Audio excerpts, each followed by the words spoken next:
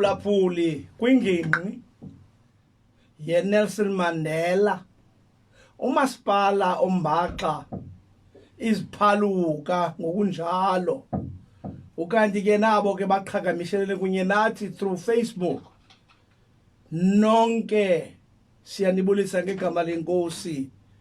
May the God of peace be with you this Sunday morning. May your Sunday be specially blessed. Be blessed. Bathandekayo nkosini, masithobe inhloko sithandaze. Leli kaYehova ihlabathi nenzaseko yalo elimiweyo nabahleliyo kulo, ngokuba yena waliseka phezu kolwandle walizinzisa phezu kwemilambo. Bawethu ekuseni nje sisondela kuwe liwa laphakade ngqonde yakwaIsrayeli nawe yokuphephela. Sisikelele ngale ntsasa, usisikelele ngamandla izwi lakho, ngoba izwi lakho uthi uJeremiya linjengesando, uthi umbhalo wamaHebhere linjengehlele elinhlangothi mbini elihlabayo lahlule umoya emphefumulweni, umongo ethanjeni, ligwebe ingcinga yomuntu. Linjengamadoda aliwaka aqondisa indlela. Sincede ke siqondise indlela, ngakumbi kweli xesha linjena, kweli lizwe lonke limiweyo, ngakumbi eli lithu loMzantsi Afrika. Kulahleke isikhokhelo. Sincede ke Thixo siqondise indlela, egameni lenkosi Yesu Kristu, amen. Bathandekayo enkosini, enthe kule vepheleyo ndiyayeka le ndumiso 24. Abantu ke bamamela abantu bathi hayi igqibezele kakuhle, hayi ndaxhoma izandla ndathi hayi nithethe right. Wenza esasahlu la vesi uverse 7 to 10, ngoba bathi la 3, 5 no 1 and 2 wenziwe kakuhle, kodwa khange ngivizithelwe livesi yesixhenxe uyokwenza uyojokula 10. Ndavuma ke kuba ke bendicinga uba ke mna ke loo nto uyabakhuthazela into yokuba bazijongele, bathi no mandiyenze. Ndavuma. Phambi kokuba ke ndingene kuyo ke ndivumele mandithi kule veki zayo ndiza kwenza indumiso 26. Undumiso 26 ke unevesi ezi-12. Psalm 26 has 12 verses, and I want to give you a breakdown of that psalm, so as you can prepare yourself, so that by the time we meet next week, you are not a stranger to this psalm. The subheading of the psalm, I would say, walking in integrity and loving the Lord's house. Ukuhamba ngokunyanisekileyo nasekuyithandeni indlu kaYehova. Sitsho isinhloko. Ime ngohlobo ke indlela ebhalwe ngayo uverse 1 to 2 ahamba kunye.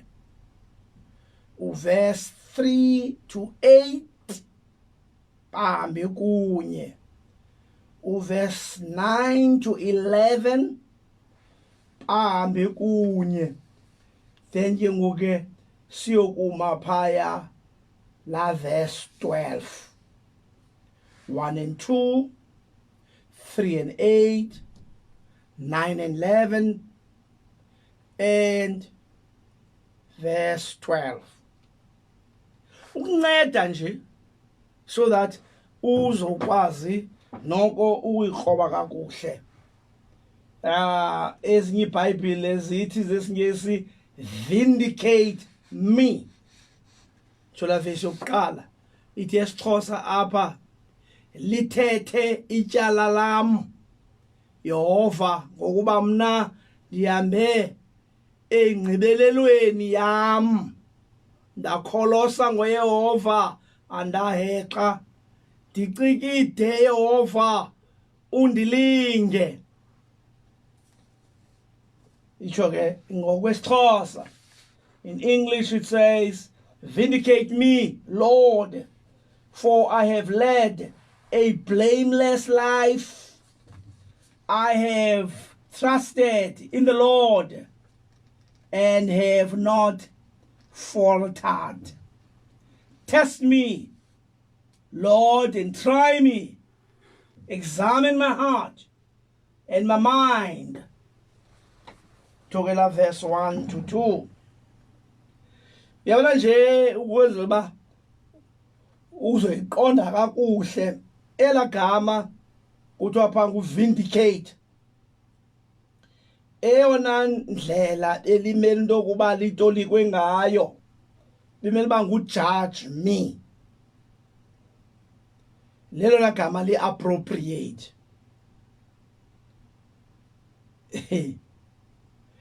Ngoba esasicelo asikuba umdumisi uyazikhulula kwizitsholo abe kwazona phambi koYehova ngoba yena equalifya ngoko Ndumiso 24 verse 3 and Ndumiso 15 verse 1.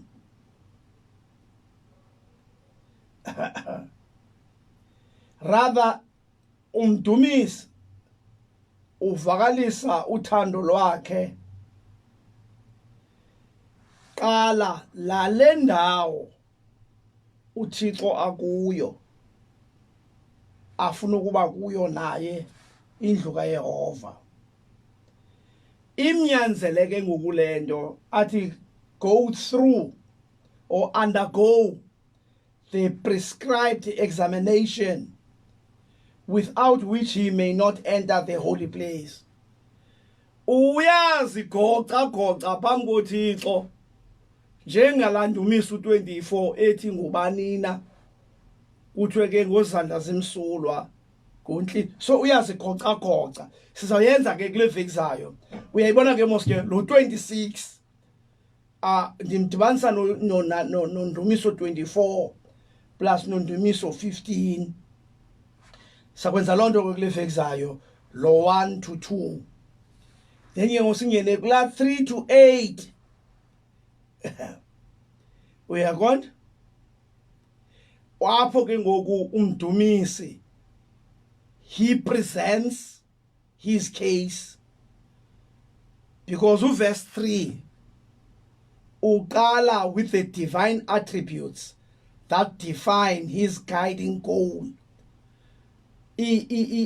Impawu zikaThixo ezizizo esisikhokelo sakhe.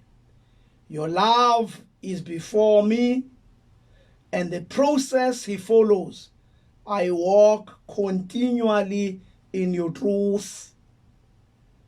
3 to 8 lo afike pha ku 9 to 11 enze petition izicelo nezicamagushelo.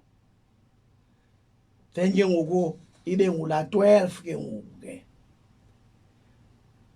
apho ke he's standing on the level ground and in the great assemble apho ame etempileni asiyeke ke lo ndawo into ke ngokwena ke efuneka uzenzele ndiza kudilishana nayo ke nayo kule veki zayo u26 amkraba ke ungamyeki la 24 ndikuye nala 15 ngoba uthetha ngendlu kaYehova pha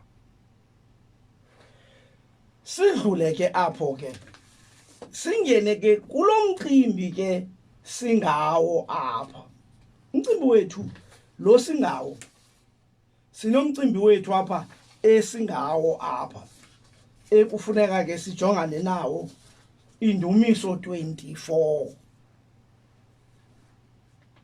la verse u7 uyotsho ku10 size ke sibe ke sohlukene ke nalendumiso endikholelwa into yokuba uyakuba nako ke wena ukusijongela ndingamile ke khumbula ke undumiso 24 unevesi ezilishumi uverse 3 it's an inquirer or inquiry kubanina utsho mbuzo pha ku23 kubanina onokunyuka aye entabeni kaYehova shilo inquiry sathi ke uverse 4 yi description of Yahweh's worshipper ngumuntu onako ukuchazwa umuntu onako ukunyuka landaba ayokunqula uYehova kulandaba and then uverse 5 yamona umfomos ngakufundela nokufundela so that umve ngozandla zimsulwa onhliziyo inyulu ongawuphakamiseli kwinkohlakalo umphefumulo wakhe ongafungiyo ngenkohliso akafungi ngenkohliso yabona ukubona pha ecourt ube kwiBhayibhile kuthiwe ungubani kabani ewe phakamisa isandla ufunge uyawuthetha inyaniso yodwa usibeke isandla sakho phezulu kweBhayibhile uqonda ba uvuke kusasa uyazibuza uxoka qha apha kodwa ufunge ngenkohliso kuthiwa akakafungi ke ngenkohliso then ke uverse 5 is the consequence of the promise apho ke athi uyakwamkela intsikelelo kuYehova nobulungisa kuThixo ongumsindisi wakhe isithembiso ke eso ukuba ngaba ke lo muntu uyipasile la test yeza zandla zakhe zisanitiziwe kodwa ngayiphezulu kwezandla inhliziyo enyulu ngoba izandla zi-external inhliziyo i-internal izandla yi-behavior imisebenzi inhliziyo yona ithetha ngemotive lena ke ngokuyona ingabonakaliyo emotive the thought behind the action till we see the action God goes beyond the action and examine the thought patterns the motive injongo yokwenziwa kwalento ngoba sinizinto esizenzayo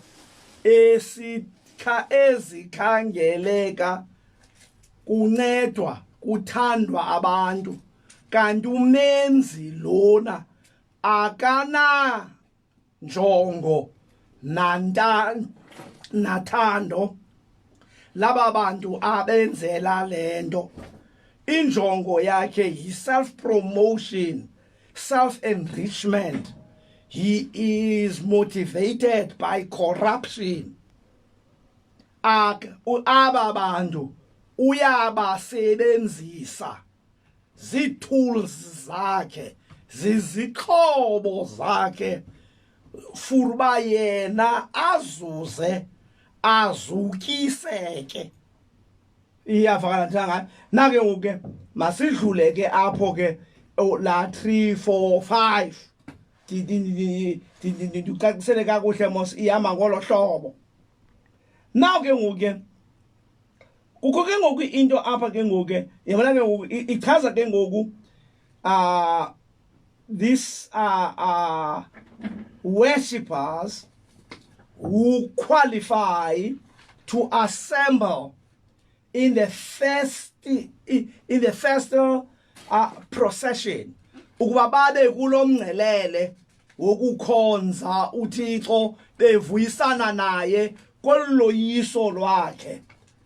Aba bantu ke ngabantu abanje abachaziweyo ke isithembiso ke sikhona ku5 but kukho la verse 6 endithanda baphambi ngene kula 7 lo verse 6 la verse 6 uthi la verse 6 ngesilungu, such is the generation of those who seek him, who seek your face, God of Jacob. Ithi apha siso eso isizukulwana sabamngcaneleyo saba ufunayo ubuso bakho Thixo kaYakobi. Ithi ke ngoku phakamisani. Ndandinixelele ke lanto ke sala phakamisani. Mamela ke ngoku ndifuna ke undimamele kakuhle la verse. This verse 6 may be the pronouncement by either a priest or a spokesperson. Kunokwenzeka uba lento ithethwa ngumbingeleli umpristi okanye isithethi on behalf of the procession. That this group as worshippers qualifies to proceed in the procession. Uyabavuma into yokuba aba bantu bayaqualifya ukuba kule procession. The terms used to define such people are very telling. Aba bantu eli gama lisetyenziswayo ukuba chaza kuthiwa they are those who seek God. Ithi ngesixhosa xa bechazwa aba bantu kuthiwa siso esi sizukulwana sabamngcameleyo babamngcamele uThixo. The bottom line and entrant must profess is, I am a seeker of Yahweh. Kufuneka lo mntu enze isivumo sokholo ukuthi ungumngcameli kaYehova. I am a seeker of Yahweh. This is a claim of willingness, not perfection. Ndifuna nto ibaphelele. Lo mntu sisililo sakhe sokuzinikela nokunyaniseka kulento ingasukuba uthi uperfect. Thus the righteous are so called not because they claim inner moral perfection. Aba bantu kuthiwa ngamalungisa abamalungisa kuba begqibelele morally. Bangamalungisa because Yahweh grants his righteousness. NguThixo obanika ubulungisa ngenxa yento yokuba bona willingness of seeking God sincerely, bemfuna uThixo nobuso bakhe ngokunyanisekileyo based kulo mfuno aze uThixo abanike ubulungisa bakhe. To all genuine seekers of his face at the temple. To be sure, seekers must exhibit some conformity to the prescription of verse 4.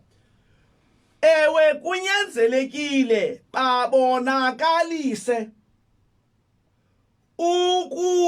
ukuba nazo ezampawu zikuverse 4.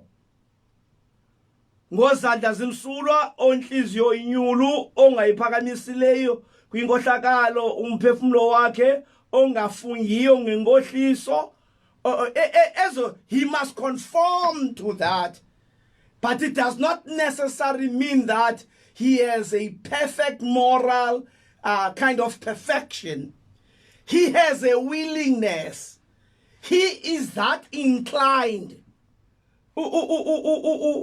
Lento uyayifuna ngone nibona balomntu nyani uyafuna ukunyaniseka kuko lento ubona balomntu lona akanaxesha la kunyaniseka akanaxesha lenyani uzimisele ukuphila impilo yokuqoka ucommitted kangangokuba angakubulala for inyaniso. Funeka lo muntu abe that inclined kubekho into emenza into yokuba alangazelele ukubona ubuso bukaYehova. On the basis of that, God grants him righteousness. Uba ubani uthi avume ngenhliziyo yakhe ukuba uYesu inkosi and uThixo wamvusa kwalabafileyo, and confess uThixo lo muntu umbalela ukuba ulilungisa, umnika ubulungisa, because of this inclination and this willingness, hayi because he is perfect. Mamela ke ithi ke ngoku lento ke ngoku all genuine seekers of his face at the temple, to be sure, seekers must exhibit some conformity to the prescription of verse 4. Abonakalise ke ezampawu zika verse 4. The use of the term to seek, eligama lisetyenzisweyo ukulangazelela nokufuna uYehova. This context of processional at the temple also implies that they indicate not merely by seeking God in general spiritual sense, but more specifically making a pilgrimage to participate in the worship of Yahweh. Abayenzi nje lanto isivumo somlomo. Lento kuthiwa it is the confession without the conviction. Isivumo esingenaso yiseko. I-conviction ngesixhosa sisoyiseko. Isivumo, i-confirmation, i-confession, isivumo. Zikhona izivumo. Masenze umzekelo, sathi mhlambe lacula lithi zonke izono maziphele inhliziyo ibe ngcwele. Sisivumo eso. But you may sing that hymn without isoyiseko nokufuna ukuba lonto mayenzeke. Lanto usiyakudumisa Thixo siyakubonga ubungeyehova. Kukho abantu bathi inkonzo ayikaqali engekaculwa usiyakudumisa. Sisivumo senkolo eso. But it does not necessarily mean into yokuba sisoyiseko. Ngithi Thixo ngale mini singabi naso ngale mini, not le veki, ayithi le veki, ayithi le nyanga, ithi le mini, because kunzima ugqiba imini ungonanga. Vama nokubuza ngokugqibele nini mhlambi uxoka nje, nibuze nje a very simple thing, nithi ugqibele nini uxoka. You may not remember about Rebellion because ukuxoka has become your second nature. Kangoba you can't differentiate between uxoka nenyani. They is interchangeable kuwe ezo zinto. Uyabona? Mamela ke ngoku uthi ke ngoku lo mbhali ke ngoku apha so that understand la verse 6. The object of seeking is clear, the face of the God of Jacob. It's a personal encounter, is essential to worship. This personal encounter, lamava okuhlangana noThixo ungayifunda lento ku Amos chapter 5 verse 4 to 6. That's very important.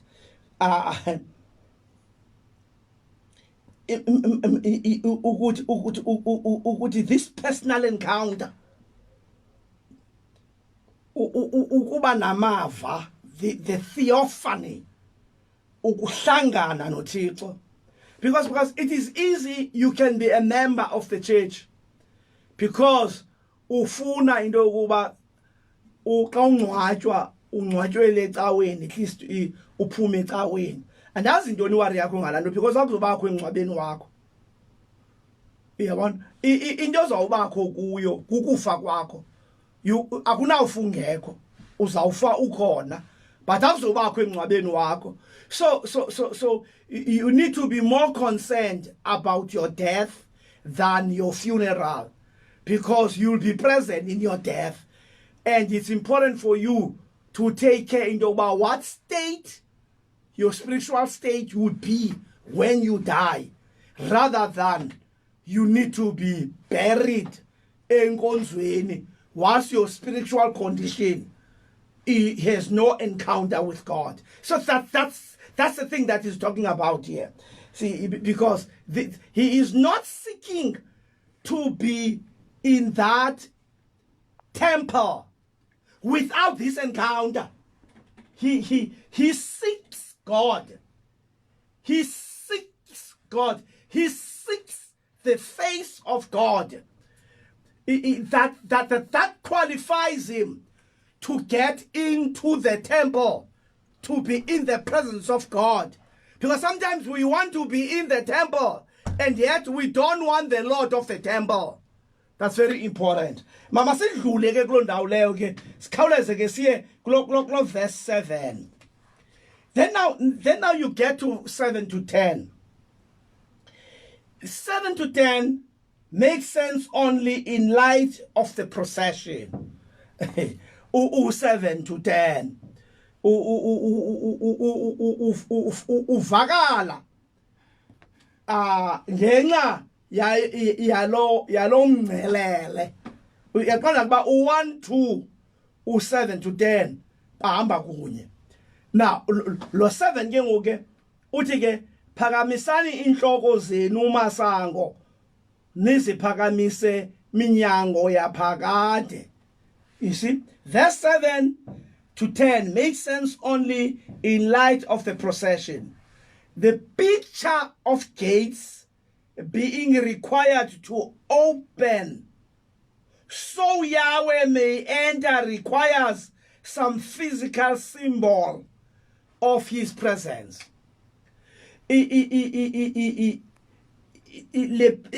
Lombonakaliso okanye okuvakaliswa kwesango okanye kwamasango kucelwa into yokuba makavulwe ukwenzela into yokuba uYehova angene. Inikezela a physical symbol of his presence.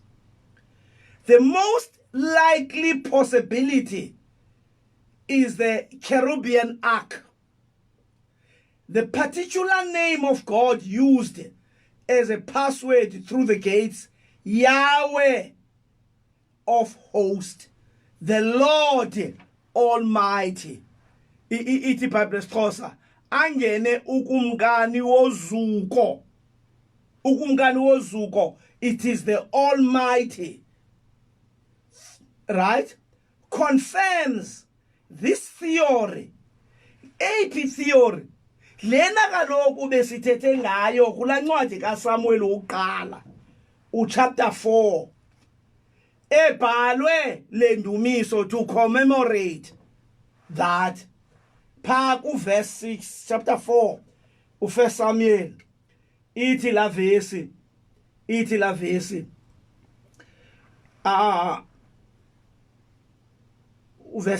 verse 6 when they learned that the ark of the Lord had come into the camp masikhangela no verse 1 Samuel chapter 4 verse 4 ithi la verse 4 so the people sent men to Shiloh and they brought back the ark of the covenant of the Lord Almighty, who is enthroned between the cherubim.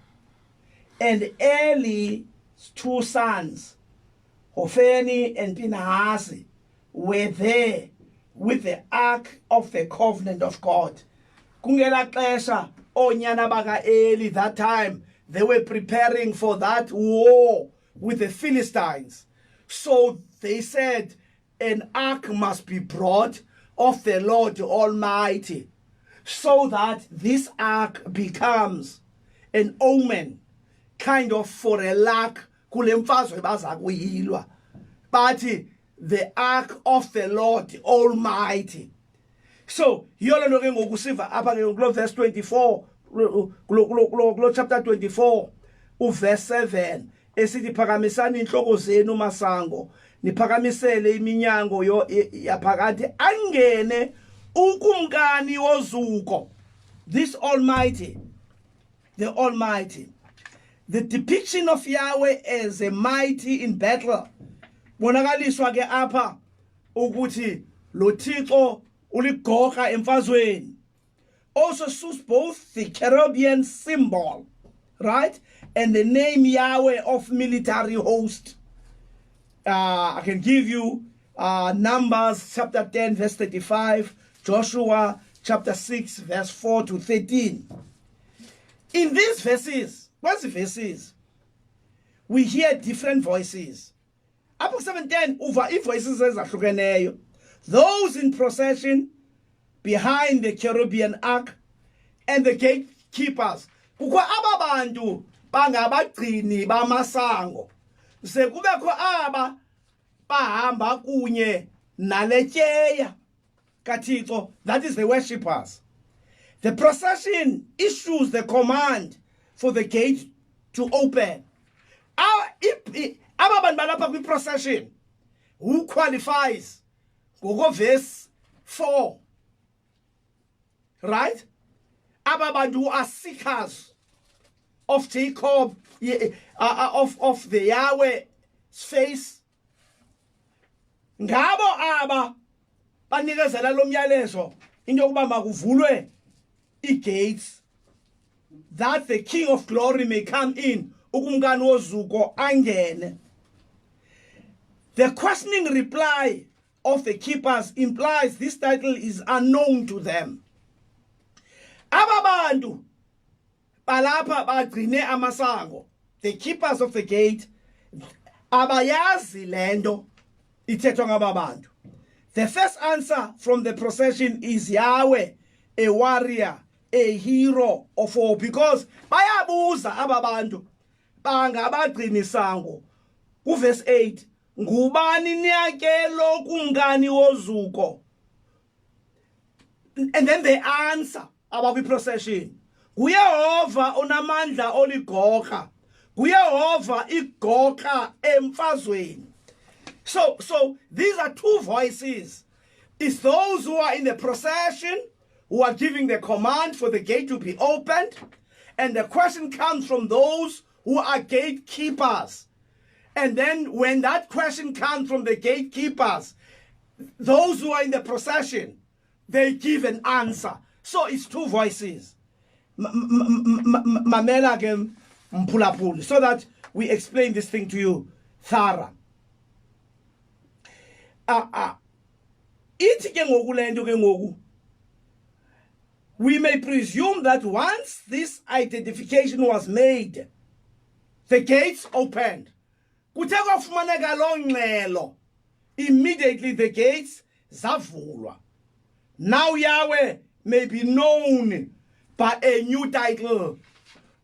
uYehova uyakwaziwa ngeli gama litsha. He is not only military hero, Yahweh of hosts, but also a royal sovereign king of glory. That's kind of okay. Unikwa ke ngoku igama elitsha, right? Phakamisani inhloko zenu masango, niziphakamise eminyango yaphakade. Angene ukumkani wozuko. Not a military, but ukumkani wozuko, the king of glory. Precise dating of Psalms is notoriously tenuous, but this one shows some strong affinities to that time.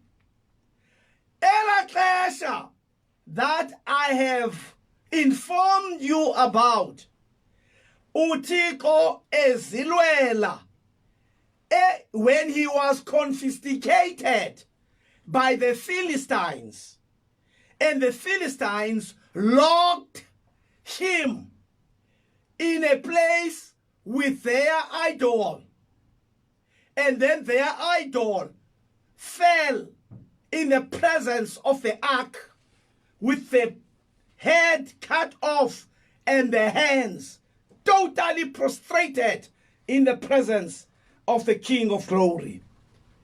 Mamela ke ngoku. Lengoma ke ngoku, Psalm 24 ke ngoku, Psalm 24 has much to contribute theologically, as already noted. One of the most striking ideas is that the worship of Yahweh does not take place just in religious realm. It is integrally connected with our day-to-day social behavior. Into yokukhonza uThixo ayonto yangecawe, inento kwenza no day-to-day. Lo umfumana pha kula verse 3 to 6 kubekho la inquiry, kubuzwe ngubani nokuhlala kuyo ke ngokulo day-to-day, ngoplo day-to-day, ngozandla zimsulwa, imisebenzi esiyenzayo nebehavior yethu, and nento yokuba God goes beyond our acts and also our confessions. He goes beyond that. He looks at the motive, so that abantu aba babe ngabantu abacocekileyo. Isanitizer lena bangahlambi izandla ngoba izandla azincedi into esanitizweyo. Into ifuneka usanitizwe yinhliziyo. It is the heart, because ezi zinto sizenzayo zithi xa sezitshilwa uqonda hey, inhliziyo yalomuntu imbi, inhliziyo yalomuntu ikhohlakele. Umuntu otheni lona man uhard ukhohlakele ngolhlobo? Umuntu otheni lona ungatya imali zempulu zikaJacu? Umuntu otheni man lona ugcina iID zabantu ababhubha kudala abadala, kodwa uzigcinile za ID every month uqokelela la mali yalandodla, abe yena esesihlalweni esikhulu kakhulu enomvuzo omkhulu athi imali yabantu abafileyo abangekhoyo. Uqonda ke ngokuba what type of a heart yalo mntu, what type of a leader is this? Now, this King of Glory, he is not just concerned about the temple and the procession. He's not concerned about the Sunday issue. No, he's not just concerned about that. He's not even concerned about le mihlangano siba nayo mikhulu kuthiwe ngeyamazwi asixhenxe kugcwale kungabikho ndawo sijinge ezifestireni sibahleke phofu sicule kamandi. He is concerned about Monday, Tuesday, Wednesday, Thursday, because he is the King of Glory. There is no area that he doesn't have authority over us. Mamela. So that verse 3 to 6, which is a social behavior, and with the entire cosmic order, verse 1 to 2 and 7 to 10. This lo Yehova walizinzisa phezu kolwandle, walimisa phezu kwamanzi, which means he brought order kwinto ekuko disorder and storm. He gives meaning to something that is into engenazinzo. And then ayakula 7:10, that's cosmic. Lewa uthixo ulawula ilizwe lonke. But sometimes we are good in admitting to that and yet fail to concentrate on 3 and 6, which 3 and 6 is a social behavior, which is an everyday thing. So that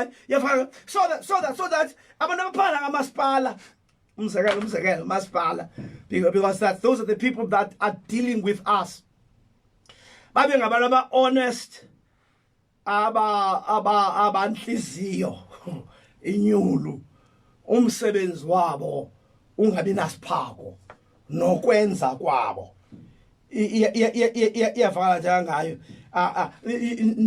I know you may say, why do I say you must ban? I would have asked any other department or hulumende institution. The reason for that, kaloku umasipala ngowam.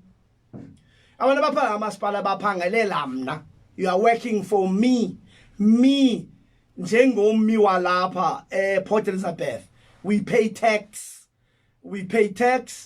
and then sinility and trust with authority yethu si entrust nina, so that you can take care of our affairs. Into yamanzi, it's our affair. Into electricity, it's our affair. Into ukuthuthwa kwenkukuma, it is our affair.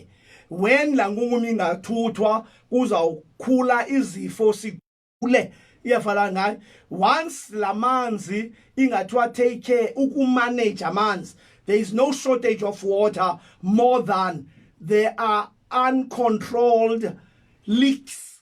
There are leaks, and if these leaks can be taken care of, there will be enough water to look after our needs. But because there are leaks all over,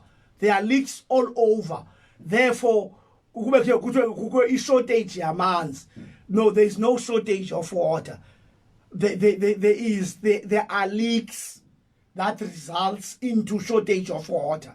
Like for instance, I don't believe that in South Africa inamali, especially when you ndisivayo. Ininzi imali South Africa qha kukho leaks.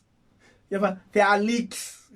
Leaks. Yabona abantu bahamba apha New Bright uthi Zwide, New Bright nasetown naphi ucinciza amanzi all over the place. Akhona engancincisa imanzi. Nanjalo ke nemali incincizwa kokoko imali yancincisa. Kuthiwa ke isizathu ba ke kulanto kuncincisa amanzi into yokuba imibhobho lena midala need to replace. Yabona ke andazi ke ya replacewa nini na, but kufuneka ilungiswe. Leyo mcinciza kwemali iyakulanda endala.